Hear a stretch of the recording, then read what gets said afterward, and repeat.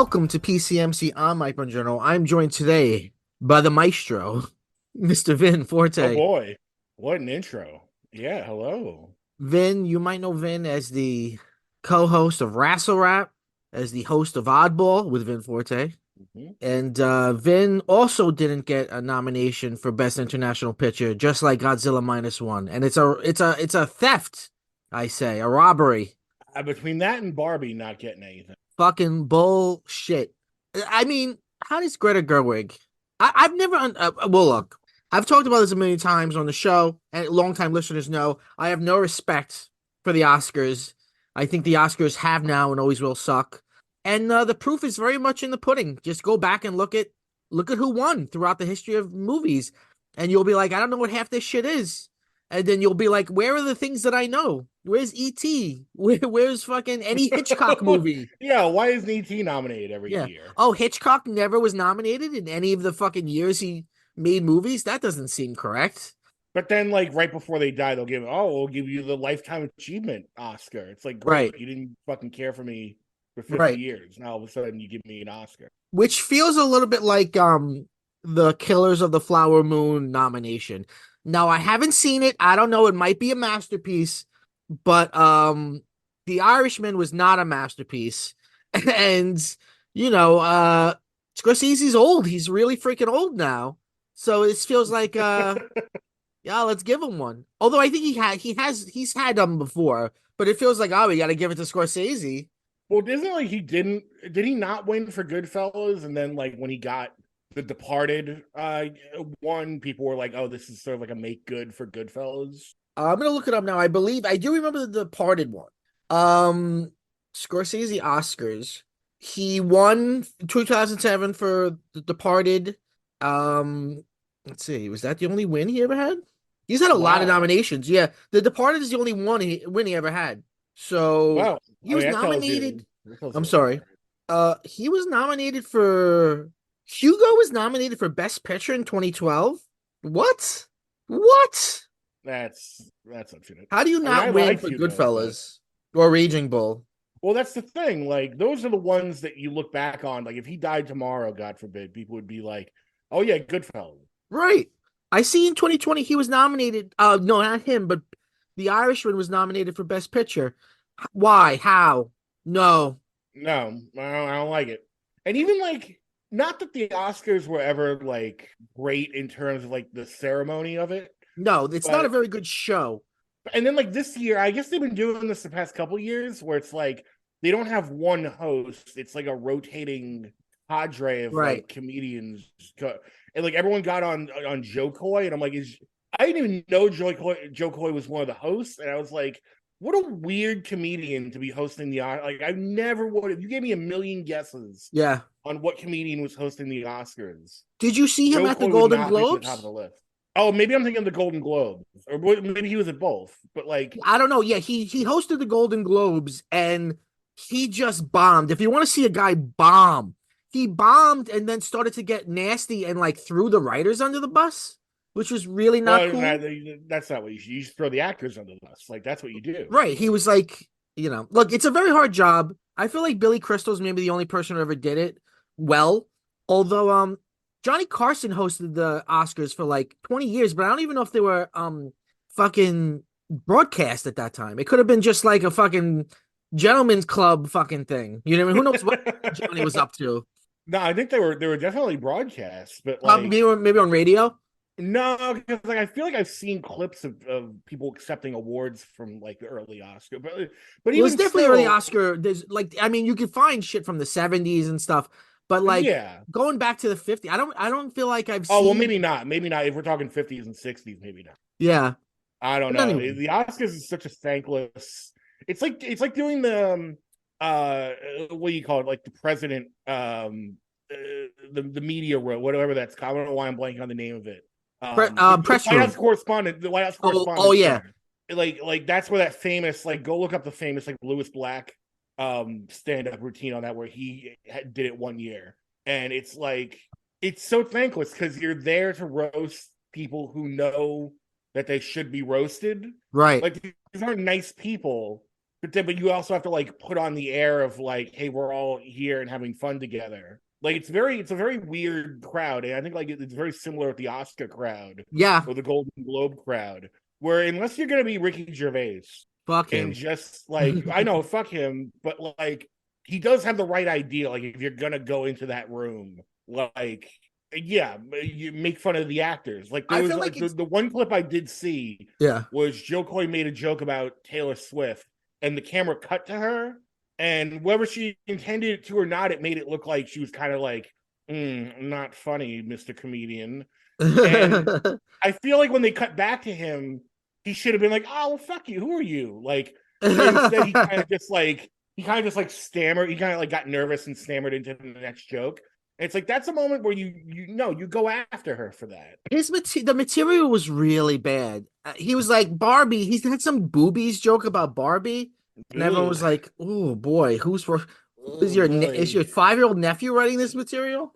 Yeah, is Bruce Valanche still writing the Oscars? Oh, Bruce Valanche. Anyway, this is PCMC Pop Culture Man Children.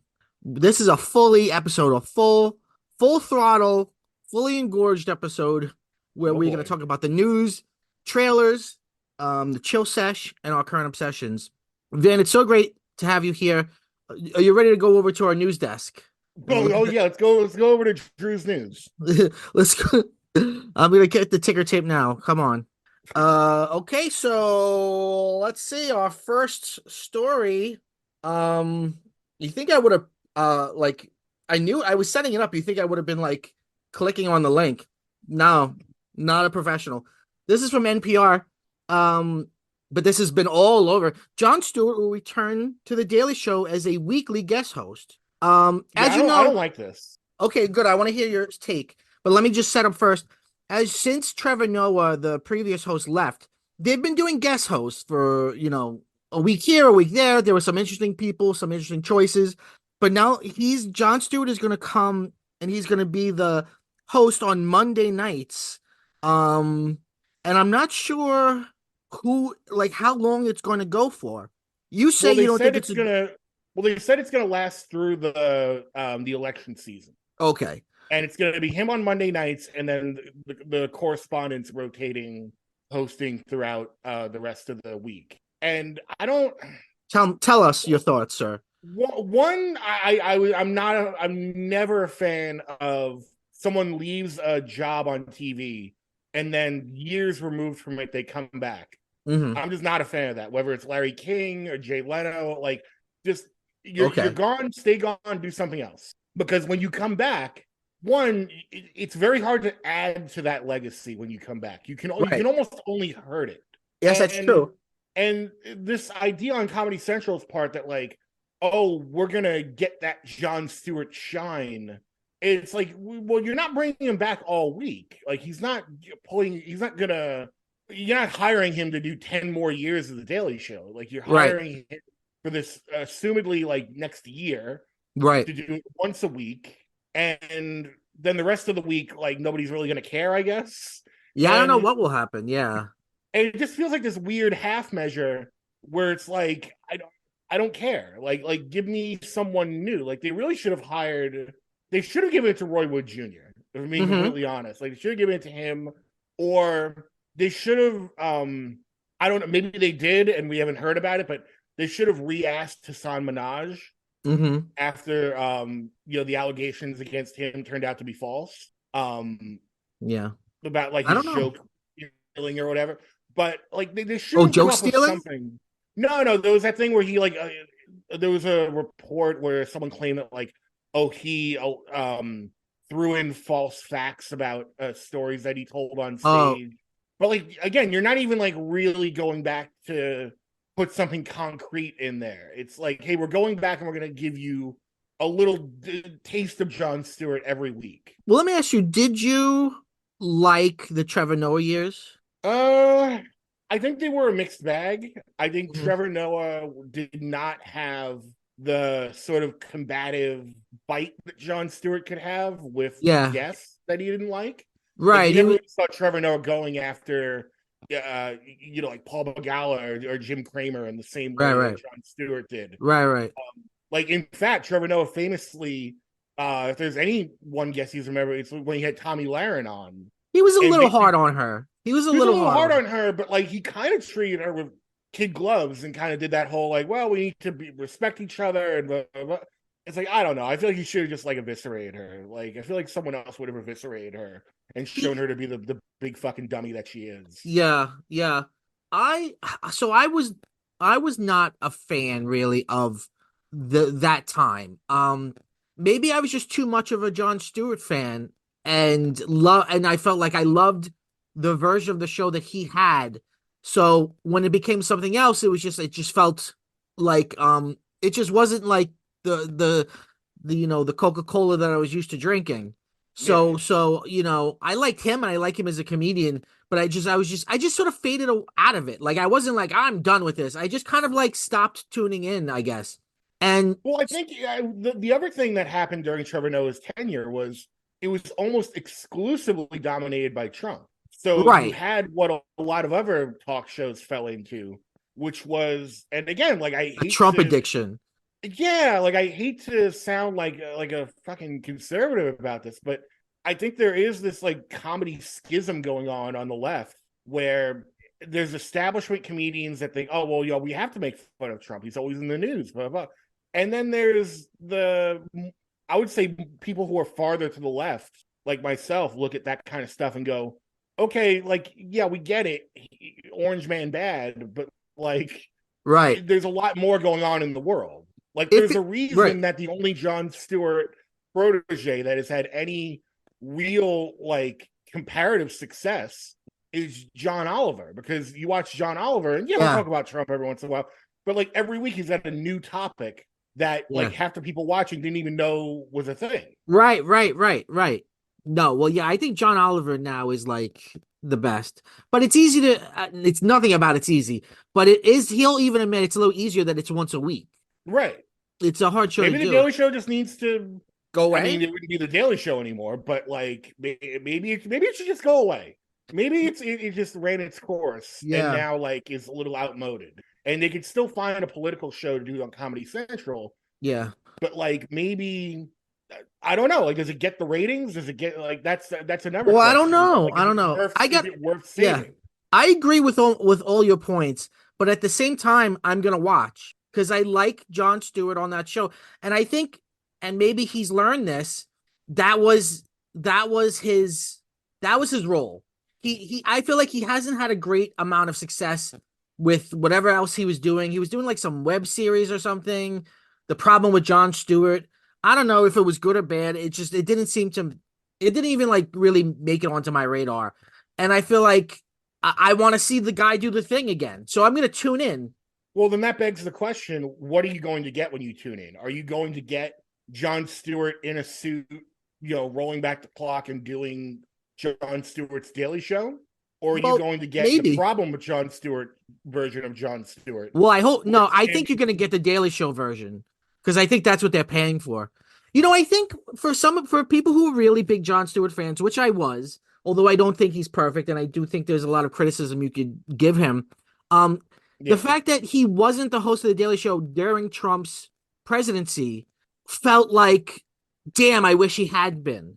Because he was so I great think a lot of during people feel that way. yeah, and I think that's maybe why they're like, okay, let's get him back for this new election. Um, but also, as much as I love him, like you said, I don't know if there's a lot of like takes on Trump to even do anymore. Right, because at the end of the day, all the takes just boil down to like, can you believe this guy? Like, what are we gonna do about him? Yeah, And it's like, well, you're gonna put up a better candidate than Biden. right. Like, I'm sorry, Biden looks like he's That we're yeah, that we're like not gonna do. yeah, like that, and I mean, I don't I know. mean, I he's feel the incumbent. I mean, of course, you're always gonna go with that. It's I think in American history, I think only once did a party not renominate the person who was the president. I think it was Franklin Pierce. He was the can president. we get some fucking younger people in office? Like, I'm sorry to be Yeah. ageist about it, but like, can we get people who like don't need to take a nap time in the middle But the thing is of that their presidential duties every day? the thing that bugs me is Trump and Biden are both super old. and people just act like Biden's Right. old.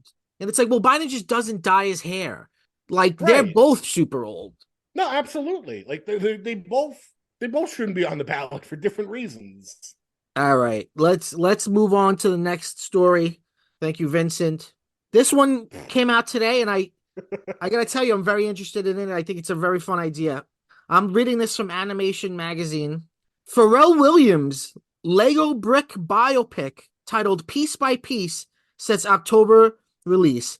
Focus Features has partnered with Pharrell Williams, I Am Other, and the Lego Group to release Piece by Piece, an innovative retelling of Williams' life story rendered in Lego animation. Described as an unparalleled motion picture experience, capturing the multi-Grammy Award winner's unique vision, which defies genres and expectations to transport audiences into a Lego world where anything is possible. The film will open in theaters October 11th, 2024. This is I mean, it seems awesome. like they're already. Yeah, I feel like this is an interesting idea because I I've been feel like saying, yeah, go on. this is taking. It reminds me of it's the difference between doing Bohemian Rhapsody Yeah. and doing Rocket Man. Yes, And I I feel like agree. this is going to be Rocket Man, I where it's like, agree. hey, we got an idea. We're going to do a biography of a musician's life, but we're going to have like some crazy angle to it. And you don't know what's going to happen. Like we could be talking about Pharrell's childhood, and then all of a sudden, like the Lego pieces all form together, and we're in a Right. castle, and we're doing some weird bullshit. Like this could be Yeah. very interesting. I agree with you totally. It's such a good idea for biopics. We're gonna look at a biopic trailer in the trailer corner, and I mean, I think it looks like a snooze. Biopics are so paint by numbers, but I also think this is a good move for Lego because Lego. I mean, it seems like it's Lego's really all on board with this and part of the branding. And Lego did the Lego movie, then Lego 2, then Lego Batman, Lego Ninjago.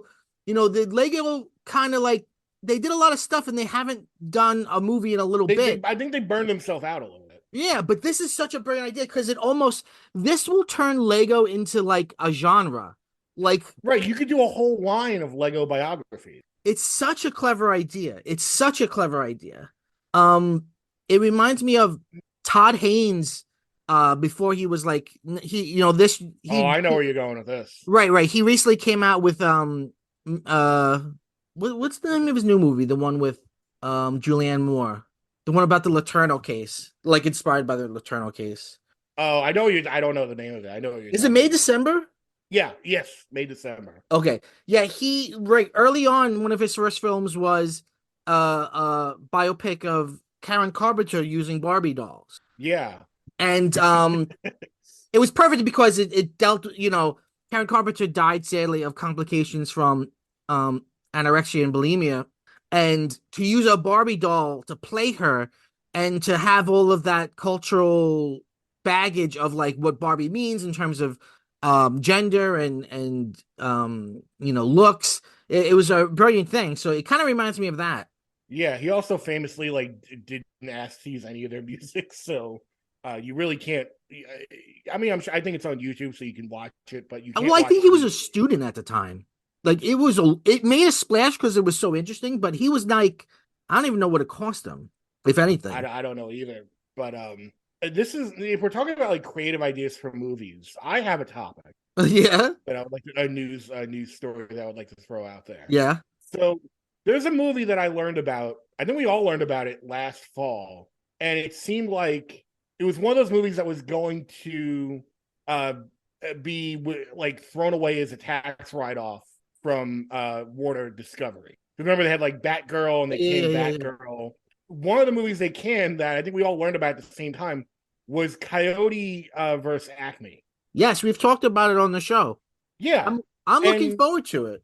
I'm looking forward to it because there was such an outcry over them canning it that they immediately like overturned it and were like, "Oh yeah, you can go find a different distributor for it." People who have seen it have said, "Oh, they finally did it. They finally figured out a way to make a feature film that actually captures the true essence of Looney Tunes," which is something Space Jam never did. Right. What makes Patrick H. Willems had a really good video essay about like what the Looney Tunes meant and who they were and how the Looney Tunes you see now are like they're nothing. They're empty visuals. Like they're just there, you know. So I'm excited. I think it'd be really good. Yeah, I'm for that movie. Yeah, I'm excited too. It seems like everyone involved is teasing like, oh, it's going to be a good 2024. Like the rumor is that I think like Amazon might pick it up. And they might do a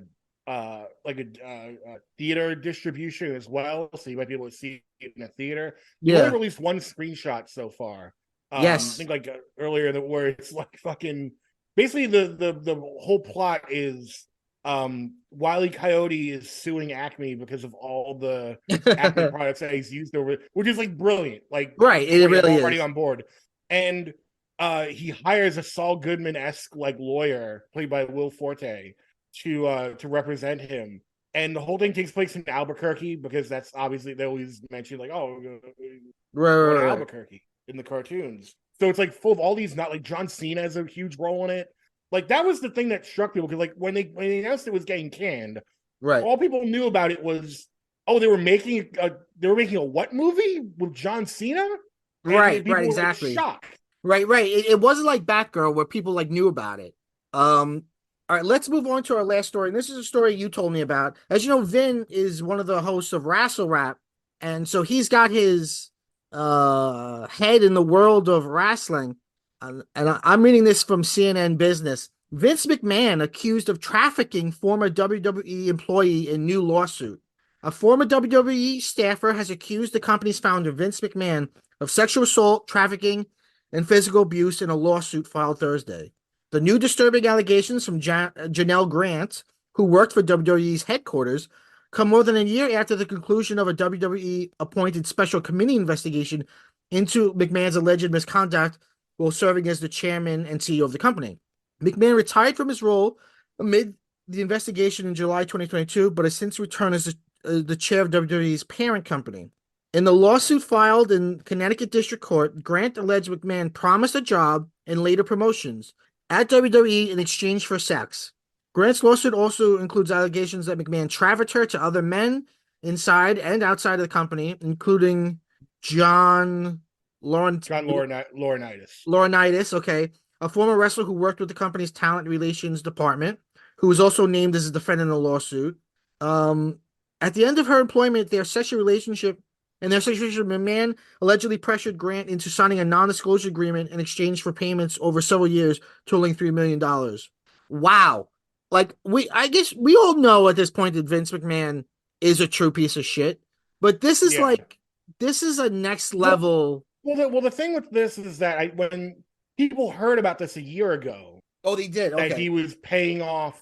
Well, people had heard that like, oh yeah, he had paid off women, which is still shitty. But like, I think most people assumed it was like, for lack of a better way of putting it, because this is such a weird situation. This was not like your garden variety like rich asshole was like having an affair and his wife found out and he's paying off the women Uh-huh. to like say nothing. I think people assumed it was that at first. But now, like this week, when people are reading there's like a 67-page deposition out Yeah. that has all the details, and like it's fucking gross. Like it is, it's really insane. Like again, like you mentioned, charges of sex trafficking. Like this is real deal stuff. Like This is like this is real, like insane. Epstein level, like evil shit. Yeah, and then there's like stuff about like I, should we even get into it? Yeah, go for it. like him like defecating on her and like while they're fucking multiple men and like real insane stuff. You It's could go read it for so yourself. It's wild. all over. But like again, like I think this is going to be Crazy. one of those things that TKO, the parent company now, they're very quickly like trying to distance themselves from this and be like, listen, this Good. happened like before we took ownership of the company. But it's like they had to have known something, at least like I assume. Yeah, yeah. But you know, a big corporation is going to big corporation, so they're gonna, I think, Right. try and clean this up very quickly, and Vince McMahon is just going to have to deal with this. He's 78 years old. I don't know. I don't know what happens from here. I don't know if there's going to be, because the thing with the NDA that could possibly happen is the reason she's trying to get out of the NDA is because, like you read there in the report, Vince said he was going to pay her $3 million, Uh-huh. and he only paid her $1 million, Hmm. and then stopped payments. So they're hoping that because he stopped payments, that frees her up from the NDA. Right. And if that's the case, then how many more women are out there that didn't get the full payment that now would say, "Oh well, I guess our NDAs are, Right. thanks to this Right. precedent, And they, are yeah, and void." their defense of, and their defense, his lawyers might argue something like, "Oh, well, it's about money for her," and try to make her look bad. But if she exists at this level of, you know, corruption and grossness, there's got to be others, right? Like something like this feels like a machine. Like you don't do that once. Right. And there's also like other people involved, apparently, allegedly. So, like you said, like this is definitely not the only time, allegedly, that he's paid women off. What was We know the what kind of what? content he's willing to put on TV, or Right. has suggested to at different points in his career. We know the WWE has had scandals throughout their history, Hmm. so it's like, if someone put it in a very simple way on Twitter where they were like, if even a quarter of these allegations are true, it's still the most horrific thing that has Yeah. happened like in this company. Can you tell me what was the special committee investigation about a couple years ago? Like what were the charges there? The charges there were just they were investigating him paying off women, Oh, so it was and similar. using, it was similar, like on like whether he used like company funds, was it his own money, was he funneling money through Interesting. the company to pay off these women. And that's why, like, a year or so ago, you might have heard that, like, oh, he left WWE, he stepped down, and Right, then right. he weaseled his way back in, and then the company, and then he got the company sold to TKO, which now owns them, which now is the parent company that now owns WWE and the UFC. Okay. And All what's right. crazy is this is also overshadowing a week that included The Rock becoming a member of the like, what, board of trustees or whatever, like he, like, one of the Uh-huh. head people in TKO, and them getting a $5 billion deal to move Monday Night Raw to Netflix next year. Interesting. That's Like, that should have crazy. been, yeah, like that was the big story for half the week until this came along, Will it where will it air like everything else airs on Netflix, or will it actually be it's like it'll air live. interesting? That's an interesting move for Netflix. Interesting move for Netflix, and basically, because right now in America, Peacock has all the WWE pay-per-views and stuff like that. But like when that deal is over, that's probably going to go right to Netflix. Do you So see in a like 5 years' future? time, that's where that's going to be. Do you see a future of the wrestling entertainment as being like, maybe this is like shaking off that old school? This is the last vestige of that old school promotion grossness, and like where it's in the future it'll be a more inclusive, better place. I don't know about inclusive, better place, but I will say, as bigger corporations get their hands into the wrestling business, like with a TKO or like a Warner Discovery with AEW, they're going to have things in place Mhm. to safeguard. You'd like to say safeguard the employees first, but we all know the companies and HR is there to protect the company. Which, okay, as long as you're making sure that this kind of shit doesn't happen, I guess we're splitting hairs on that point. But you have to remember, WWE for the longest time, even though it was a publicly traded company, was still under the whim of just one man, Vince Right. McMahon. Wild. But now that it's under TKO, you could have a situation where something like what happened this week happens, Hmm. and now they can all just be like, hopefully they're going to do the right thing and be like, yeah, he's gone. Like, we're taking him off. We're doing, he's Yeah. not going to have he doesn't really have any power right now anyway. He's more just a figurehead, like an Emirates figure, but like, Uh-huh. we're going to make him like really go away. Well, let's hope so. All right, let's get on to some nicer topics. Let's let's go Yeah. let's go on over to the trailer corner. Today we actually have, for our three trailers, one of them is a film, but two are video games. Yeah. We looked at the trailer for Indiana Jones and the Great Circle. See, this I like. This looks fun. Yeah, this looks really fun. Whatever they're doing with the movie, don't put a pause on the movies for a while. Just do Indiana Jones video games. Did you see that last movie? I did not. It looked from the trailers, it looked fine. It was. I'm sure I'll see it eventually, and I'm sure I'll think it's fine. It was fine. That's it was okay. It was like B minus C plus. Although it was, and I'm not trying to be ageist. It was depressing in a way. You know what I mean? Like you just feel, I don't know, and the story leaned into the depression and leaned into, oh, he's too old. And it's like, okay, then don't do it. I don't know. Like it was a sad movie. It was really a bummer. And yeah, it was just this looks way better than that last movie. It takes place, around the time of the original trilogy, and it's got Troy Baker, who's the voice of Joel in the Last of Us video games, doing Indiana Jones' voice, and I think he sounds pretty good. You can tell it's not Harrison Ford, but he's got a little bit of the gravelly of Harrison Ford. He's got right, like it doesn't have to be 1-to-1, but like he's got an Indiana Jones down. Yeah, and the gameplay itself kind of looks like the new Tomb Raider games, but you're Indiana Jones and you're whipping people in the face and shit. That sounds awesome. Yeah, like I was always a big fan of the Indiana Jones LucasArts games. Now those were very different. Those were point and click adventures. Yeah, on the PC, but like anytime you do an Indiana Jones game, like it's got that like adventurous swashbuckling, like we're going on an adventure around the world to solve a big mystery. Like, and they even made one for N64 that was pretty good. Then they made one for the Wii that was not as good. And then they've kind of been silent for a while. Yeah. And now this is their first one in a good long while. And it looks like the visuals look great. It looks like $1 million. Like it looks like it's gonna be exactly what I'm looking for. I was thinking, if this works, just keep doing this. Like maybe this is the medium that the character now lives in. Yeah. Why not? Right. But like, we don't need any more films.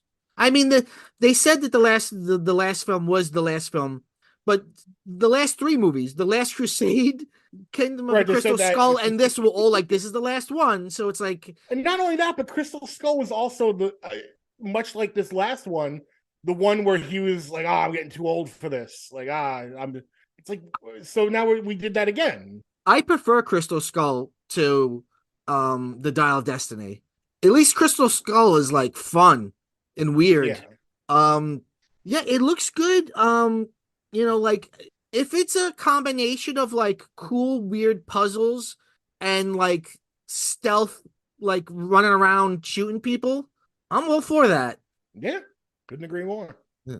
So we also looked at the trailer for Mario versus Donkey Kong.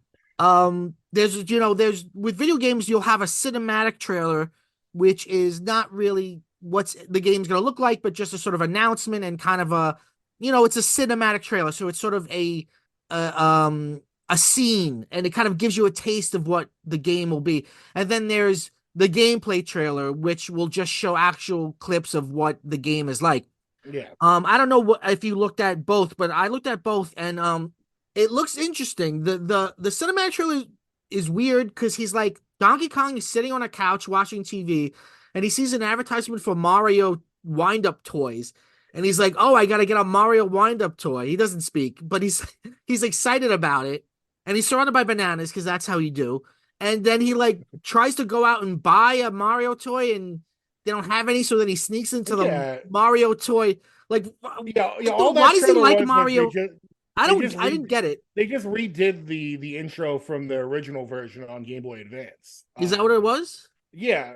Because this Mario vs. Donkey Kong game, this is a remake of the one they did for Game Boy Advance. Oh, see, I've never played that one. Is this is it like a remake? Is it a scale up in terms of the way it looks, or is it just a new port? Because it looks good. I mean, I guess so. It looks good. It's definitely like a little bit of a scale up because obviously it's not on Game Boy Advance. Yeah. And then there's going to be I think like 3 extra worlds, so they're going to do a little more. But basically, this was the continuation of. I'm pretty sure I've shown you before. Maybe you even knew about it before. Back in the 90s for Game Boy, um, Nintendo made a game that was just called Donkey Kong. Now people refer to it as Donkey Kong 94, Uh-huh. where you pop the cartridge in and you play the first, 4 levels of Donkey Kong that Uh-huh. you know and love.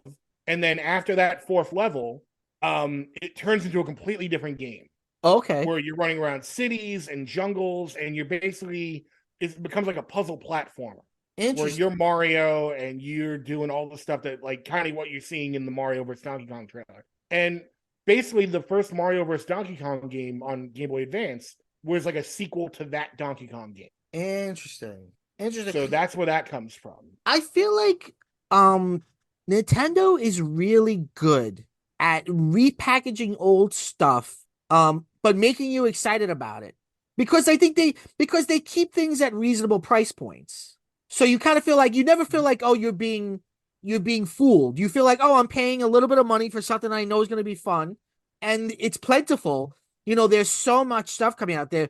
Next week you and I are talking about Mario Wonder. Mario Wonder's great. Mm-hmm. There's a Princess Peach game coming out, but then there's other games that are like remakes and stuff. So it's like there's always something kind of Well, happening. they just released a couple months ago the Mario RPG remake. Yes, yes. Which is Did you yeah. play? Did you play that? No, I didn't. I never played either version of it. Mm. I played a lot of the Paper Marios, which is a little it has some RPG flavor, but I've never played actual Mario RPG. Have you played it? Oh yeah, I loved it when it came out. I haven't played the new one, but I love the original. If Well, you like, if you're a fan of the Paper Mario game, like you absolutely should go and play Mario RPG. really? Have you Yeah, played it's the the Mario? same. I'm sorry. No, I was gonna say it's basically like the same kind of mechanics. Have you played the Mario and Rabbids game? Or both? There's two of them. No, but I hear it's actually really fun. Yeah, I was addicted to the second one for a while, like last year, or the end of 2022, beginning of 2023. It at first, like it's a turn-based game. So, if you don't know that and you're just turning it on, you think you're gonna get like, I don't know what, a Mario platformer or something, you might be disappointed, but it's easy to get into the game rhythm, and I found it addictive. I loved it. But that's what I love about Nintendo. That's what I love about Mario is like he's so He's so I like versatile. They'll put him yeah, in and there's anything. no canon. You know what I mean? Like it's just Yeah. Mario. He's in a fun land doing fun stuff. Come on, what's the problem? Yeah, I like franchises like Mario where it's not canon and unless we tell you it's canon, where it's like, oh, we introduced this weird new Luigi evil like this evil Luigi. Yeah, Like, oh, we'll have him stick around, and then all of a sudden you wake up one day and Waluigi's like been here for 10 years. or like Rosalina, the like princess from Galaxy. Yeah. She shows up a lot of places now. Who would have Yeah. thunk? Yeah, I'll play this game for sure. I'm sure it'll be, a reasonable price point. It does seem like it does have that platformer, but not Mario side scroller platformer vibe. It's got that Mhm. Donkey Kong platformer Right. vibe, which I'm into. Um, I do have to say, and we'll probably talk about this a little bit next week when we talk about Wonder. As much as I love all of this stuff, and Mario's there, he's my friend, he's always there to have fun with me. I am anxiously waiting the next, Triple Crown, big deal, tent pole. Yeah, give me Mario Odyssey too. Yes, the successor to Odyssey, the next one of those. Because it has been a minute. Yeah, in that time they just gave us a new Zelda. Yes. So Zelda's had 2 big tentpole games on the Switch. Yeah, I think it's time. I think it's time you Yeah. give us a new Mario, Yeah. or But we're gonna yeah. sit quietly and still wait. But the thing, but they've given us a lot of Mario, but I don't ever feel sick of him. It's not like Marvel. You know what I mean? Like I'm never like, more Mario. Let us go away so we can miss you. Like I never feel that way about Mario. Because the stuff that's not AAA is very low stakes. It's like, oh, Yes. you want a Mario tennis game? Like, okay, here, and you can kind of take it or leave it. Where it's like, hey, if you want a Mario tennis game, it's probably going to be a really fun tennis game. But if you could care less about Mario tennis, then it's like, hey, like you absolutely do not need to play the Mario tennis game. Right. It's almost like you're not selling it on Mario. You're selling it on good gameplay. And hey, why not make the avatar Mario? We all love Mario. Yeah. Like, why not? Like, one of my favorite quote unquote Mario games is Dr. Mario, but Mm. it's barely a Mario game. Right. It's just a Tetris like puzzle game. Right. It could be Dr. Garfield. It could be Yeah. anything. Um. All right. So the last trailer we looked at is Back to Black, which Do we is have to? yeah. Well, I don't want to shit on it too much. It's just a little boring to. It's look. It's a trailer. It's a biopic of Amy Winehouse. I don't think here's the what I think the dirty little secret with this is gonna be. Tell me. I don't think there's a whole lot of there. Yeah. Like I think you hear the log line of like, oh yeah, she died young and she had Right. a drug problem and a controversial boyfriend or whatever, and you think, oh well, this is gonna be really good. But I bet when you actually watch it, it's just like, eh. See, I'm not really into music. Can you tell me, like, what is her influence? Like, when people think of Amy Winehouse now, is like, how do they think of her? Uh, I mean, is like, Honestly, if I'm she sure hadn't there's died, would they have made this movie? probably not. Probably not. I mean, she had a tremendous voice that was, Yeah. but in terms of like influence, I'm sure if you ask, the right crowd, they'd be able to tell you. But I don't know if it's like as apparent Mm. as Yeah. the producers of this movie maybe would want you to think. And that's not a knock on her. I Yeah. think that, just sometimes like producers get it's more of an indictment of like people exploiting these young talents who die. It's Or it's also like, oh, just we like a need to tell genre. their Yeah. yeah, it's a weird genre. It's a genre that's super, super limited. I mean, we were just talking about it, and that's why it's so cool that Pharrell is doing the Lego biopic.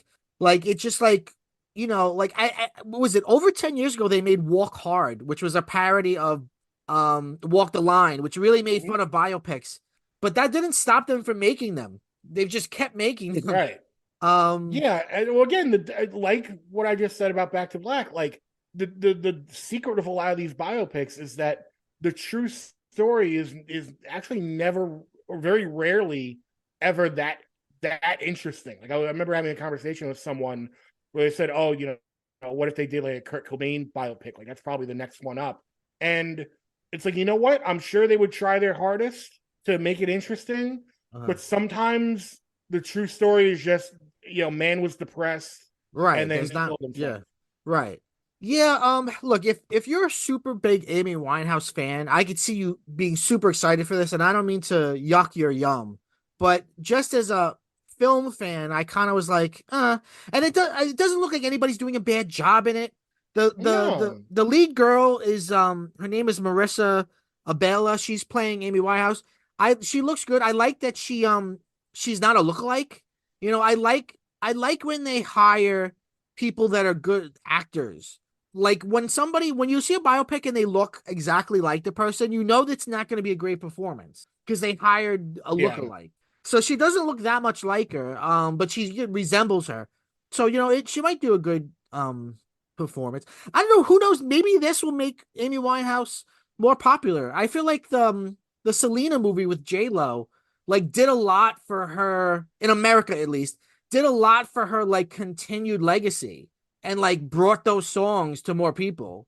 Well, you also have to remember about the Selena documentary or the Selena movie Yeah. is that came out like just a couple of years after Selena died. So Yes. that was like, she died that right at the time that album, her American spoken album was being Yeah. released. And then they basically kind of like got to work on the movie. Yeah. So it was just like this prolonged, like she died just as America was getting to know Selena, and Yeah. then they really got to know her and J Lo together with the movie, and it was like the perfect timing for that. Yeah. Well, Vin, let's take a break and we'll come back with the chill session. We'll Yeah. we'll, we'll talk about things that we care about.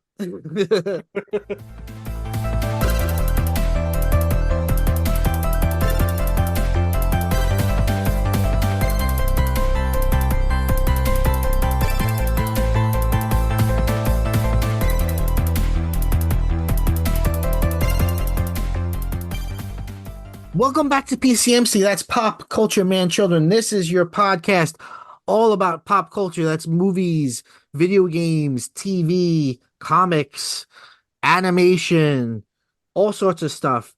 The Oh, show, breaking news! Breaking news from last we spoke.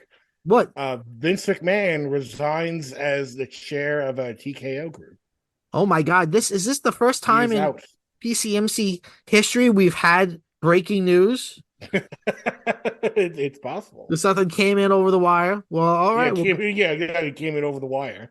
good riddance to bad trash. Yeah, yeah, Um, exactly. yeah. This is the chill sesh. This is the sesh where we chill and we just talk about what we've been, reading, watching, doing. Um, Vin, what have you been chilling with? What have you been consuming? I've been consuming kombucha. Really getting a kombucha kick. Oh, all Um, right. I've never been into kombucha. Tell me about it. Sell me the cult of kombucha. okay, well, And is this something surprise, Emilio surprise, got you Emilio into? got me into. Yes. Of course it Um, was. basically, kombucha is supposed to be good for your gut health. Um, it's got like live bacteria and culture. Brother, brother, you gotta have I kombucha. know. Next he'll have you doing yoga.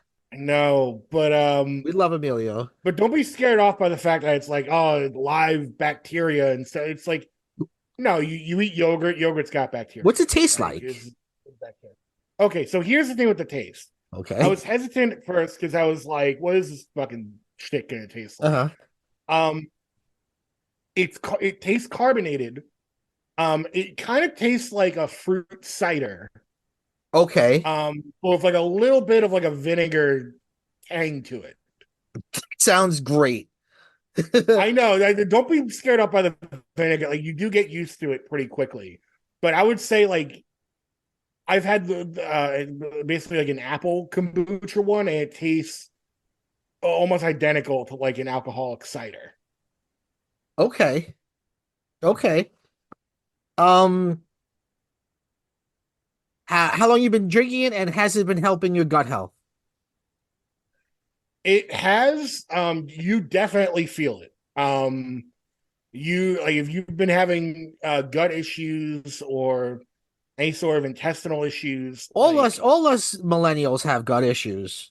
yeah. So basically, like this will clean your this with an improved diet will clean your gut right up. Like you Okay. will, it'll clean you out. Okay, I'll say good. that. And you feel fresh and good. Yeah, you feel refreshed, Well, on a and you don't similar drink like you note, don't drink like a whole thing. Like I just oh, you drink don't? like yeah, I Okay. usually just drink like maybe like half a bottle a day. Okay. Like nothing crazy.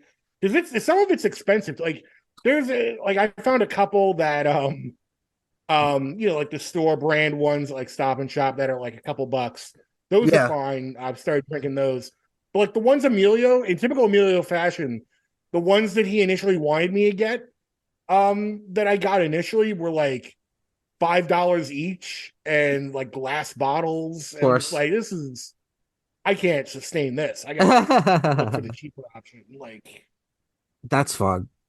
Good. Well, I'm glad you're chilling with something new and good.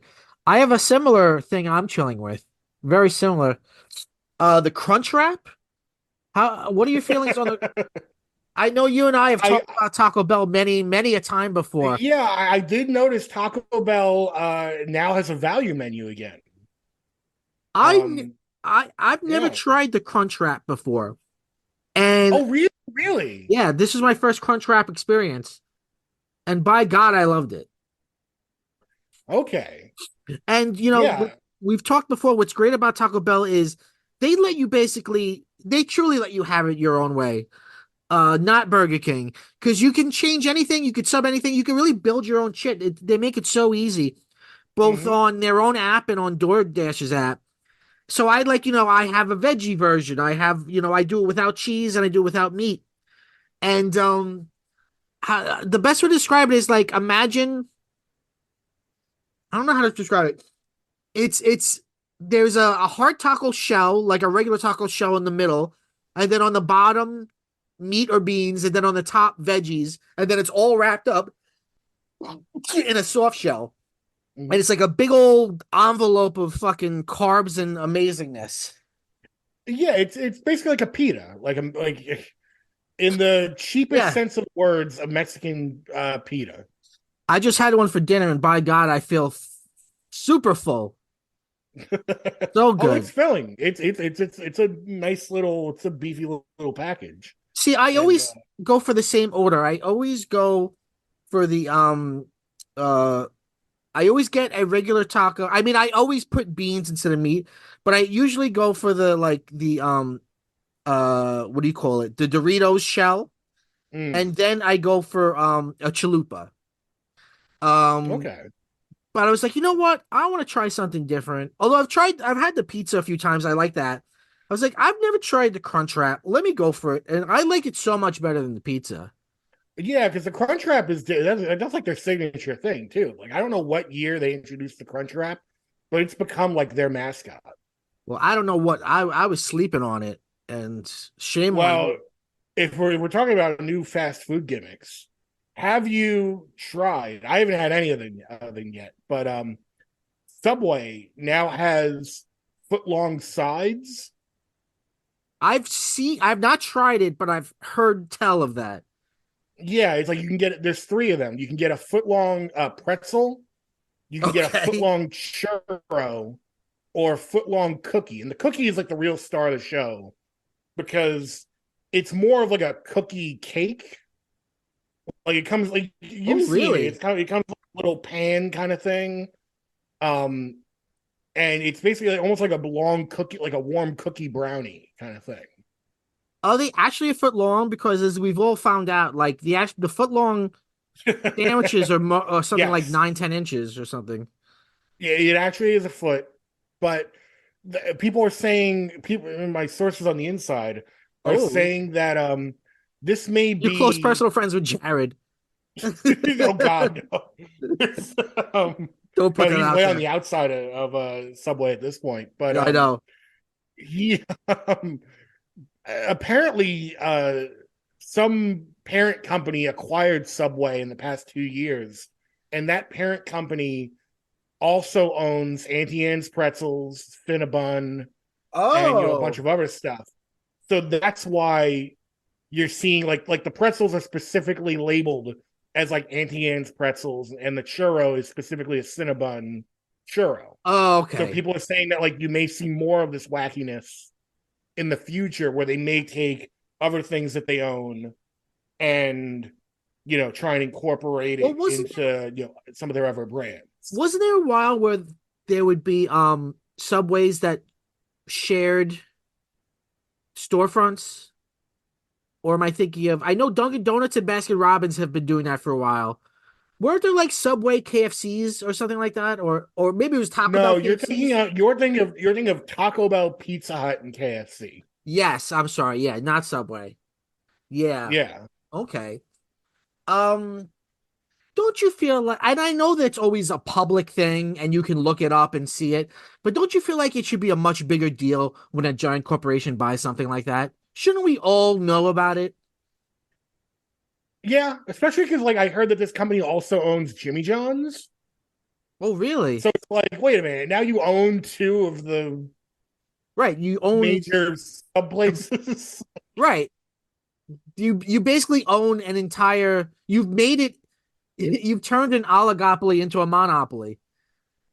It's like the Gap company owning Gap Banana Republic and Old Navy. It's like here are three different tiers of the exact same shit, just marketed in three different ways to three different economic demographics. Yeah. Well, look, people gotta be smart shoppers. They gotta know what they're getting. Like that's the worst to me is that when the clothing companies do that shit, because it's like you literally could be going to just the Gap or the Old Navy at that Right. point, because what they're telling you without telling you explicitly is all the clothes are coming from the same factory. So like Right. you could buy this shit at Banana Republic for like a $60 markup, Yeah. or you could just go to Old Navy and get the same bullshit. Right. Right. And there's no ethical consumption under capitalism, but nowhere do I think about it more than when I'm buying clothes. Because I just know, like, oh, some child suffered to make this. Right. Like it's like so cheap because some poor person was exploited somewhere. Mhm. What am I gonna do? Make my own jeans? I don't know. I don't know how to make. I don't know. I can barely Right. sew. Right, exactly. Well, I'm gonna make an iPhone. Like, what am I Yeah, I like? know. We all need a phone. Like, fine, I'll buy the phone. Like, We have blood on our hands. Us filthy, filthy Westerners. Um, what else have I been chilling with? Oh, have you this is specific, but do you know the channel Gaming Jaden Williams? gaming Jaden Williams. Yeah, No. he's just a gamer. I think he's a um sh- what do you call it? A Steam kid?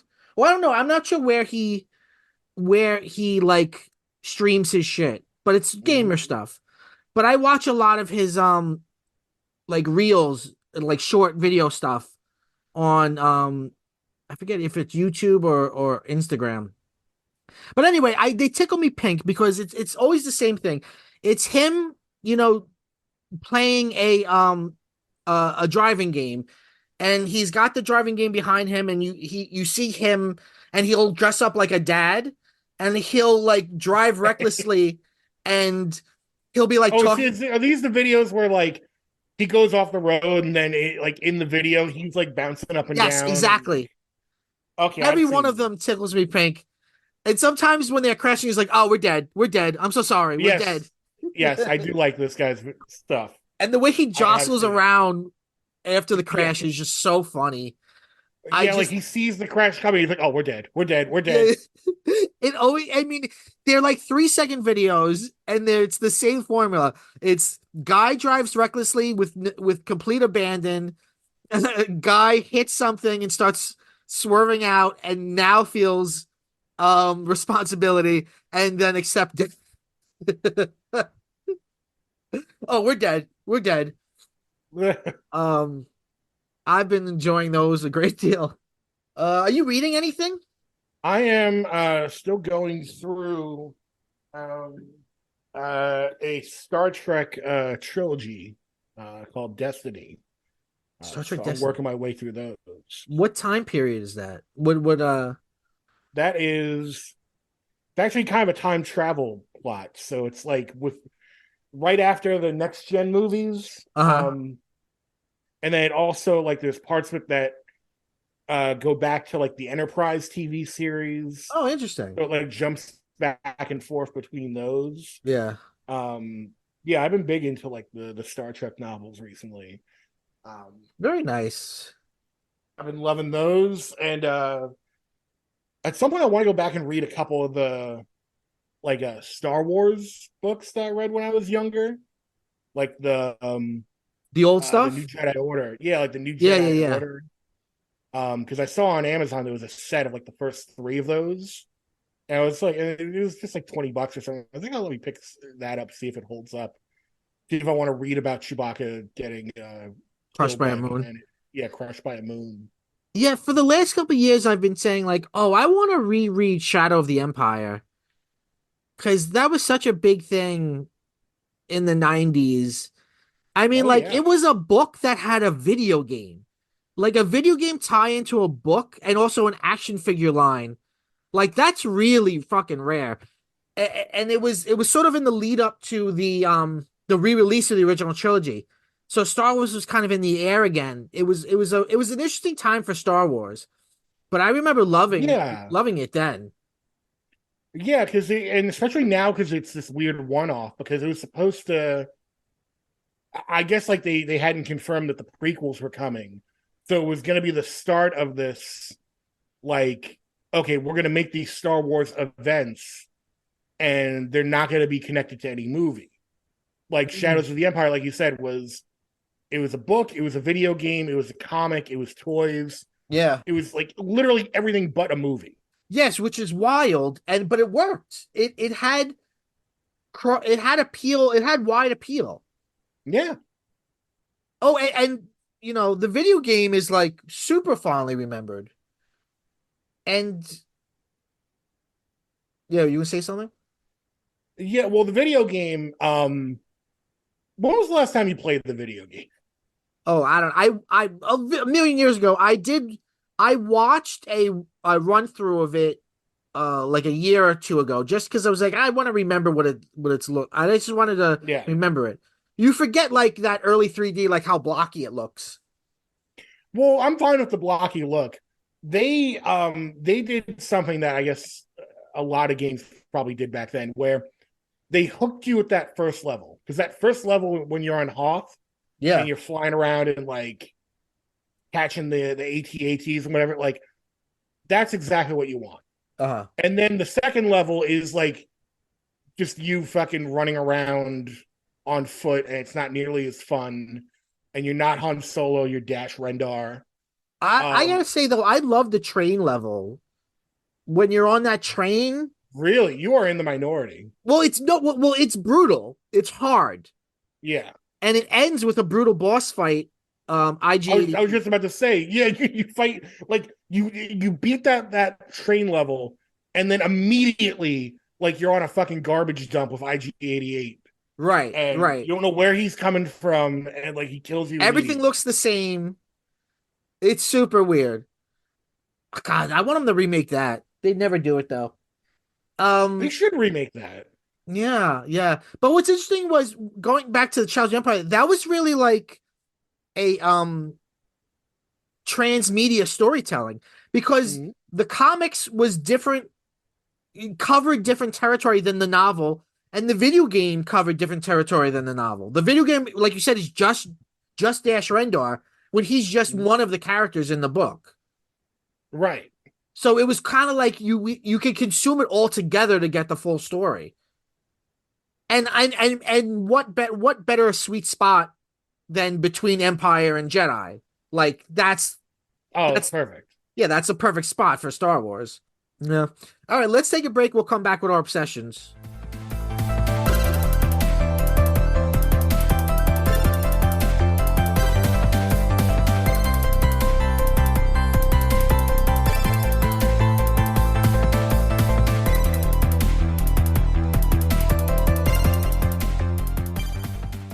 Welcome back to PCMC. I'm Mike Bongiorno. I'm joined by Vin Forte. This is our current obsessions. This is the media that we are currently that's sitting on our brain. Vin, what are you currently obsessed with? What am I currently obsessed with? I am currently obsessed with um honestly, I'm currently obsessed with women's hockey. Tell me about it. Well, very recently, Women's Hockey League, National Hockey League, just got started up. The PWHL, Professional Women's Hockey League, Okay. and all of their games are free on YouTube, Okay, so cool. you can check them out. I think they're also on all the regional sports networks and stuff as well. But like for this first year, I think at least they're all on YouTube, and they've kind of been getting off to a hot start.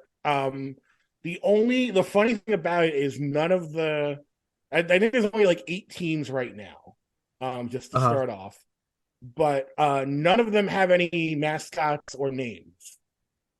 How So did all the that teams are just like New York, Milwaukee, Boston. Well, Because that's back weird. in November, well, here's why. Back in November, they came out and said, "Hey, we've got the names for the teams." And people unanimously like did not like the names, thought they were all way too generic. So instead of just pushing them through, they were just like, "Hey, look, we fucked up. We're going to take this season to figure out better names. So for this first season, we're just going to use the name, like nobody's going to have names. It's just going to be New York, Boston, Florida. We're just going to call the teams from where they are." Um, and we'll basically revisit this.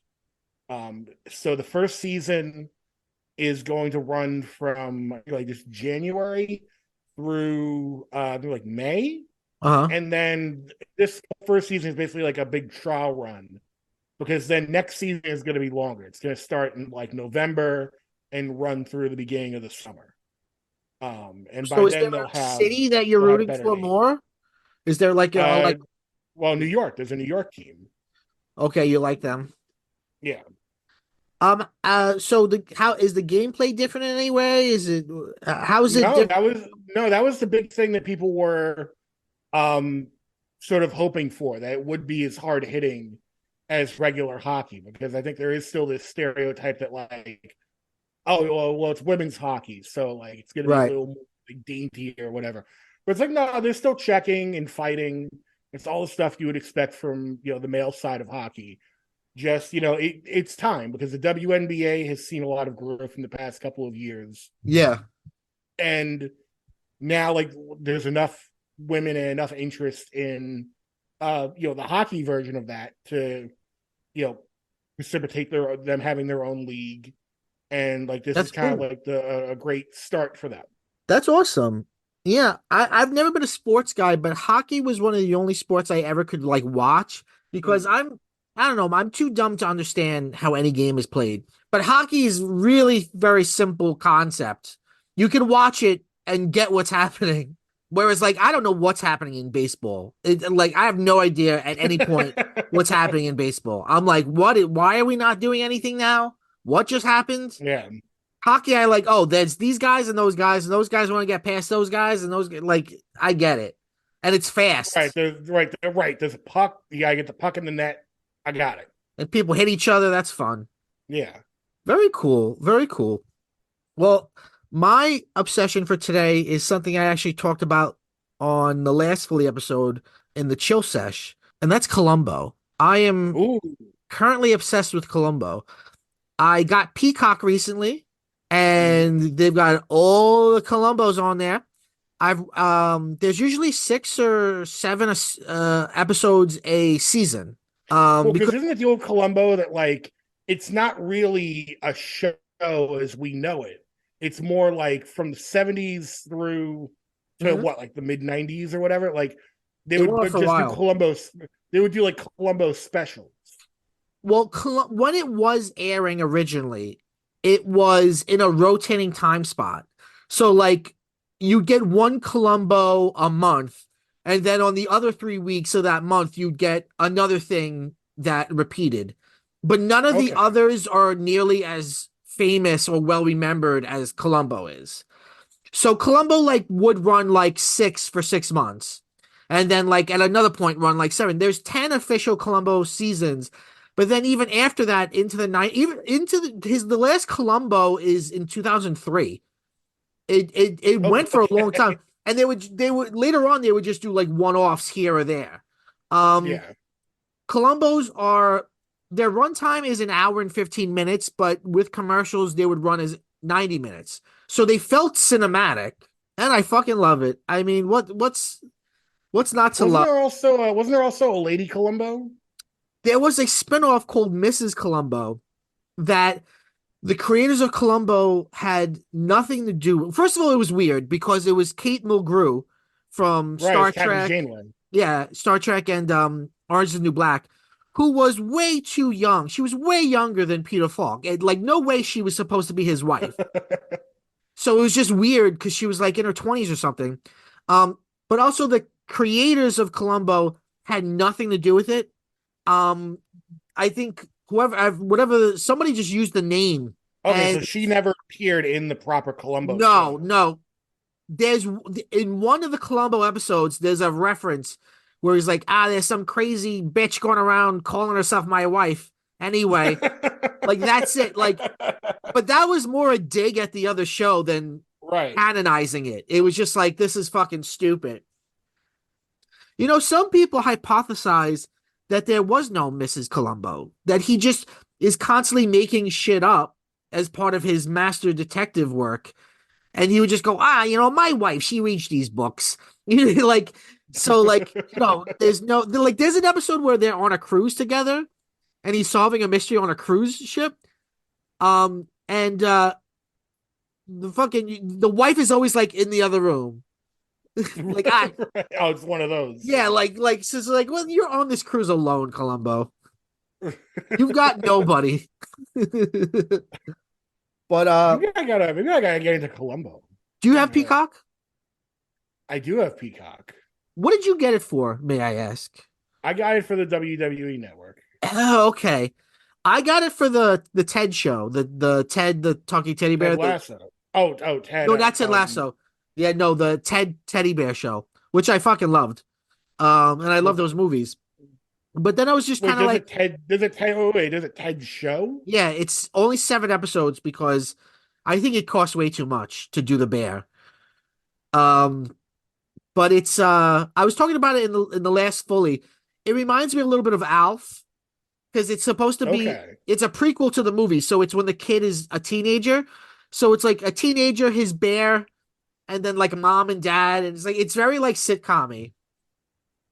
Okay. It was It's like a lot of young fun. Sheldon, but with Ted. That's exactly what it's like. I heard they're doing some Okay. young Sheldon spinoff now of like Sheldon's brother or something. What? I Who don't. would have thought that the Big Bang Theory would be such Yeah, a well, franchise? this is Bazingaverse they're creating. I know. It's so crazy. I've seen barely any of Young Sheldon, and I'd No. say, I've seen some episodes of Big Bang, more than I'd care to. It's hard to stay away from Big Bang. But yeah, maybe I'll check out Ted. I do like Alf. Well, Like me I some think Alf. that's on my brain because all of Alpha's on Peacock too. Okay. So yeah, but yeah, it's got Alf vibes. Um, Is Ted as racist as Alf? no, Okay. no.